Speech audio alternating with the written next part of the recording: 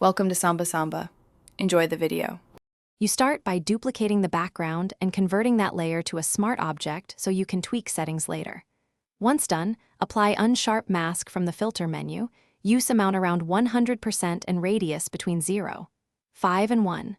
5 to gently define edges. You do this first because it preserves detail without creating artifacts. Make sure to set threshold to 0 for overall effect. Then toggle the Smart Filter visibility to compare before and after. This quick step gives a visible lift in clarity. Once the basic sharpening is set, move to more advanced tools like shake reduction for motion blur. Photoshop analyzes blur trace, and you should adjust artifact suppression and blur trace bounds until edges align.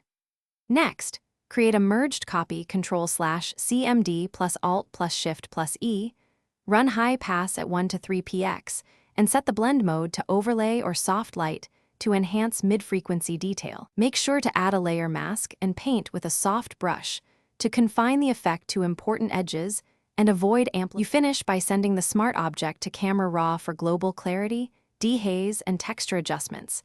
These subtle sliders can unify the look. Once done, view at 100% to judge sharpness accurately and reduce the adjustment layer opacity if the effect is too strong. If you see halos or amplified noise, slow down. Lower Unsharp Mask amount and radius, apply targeted noise reduction, or edit the Smart Filter mask to protect problematic areas.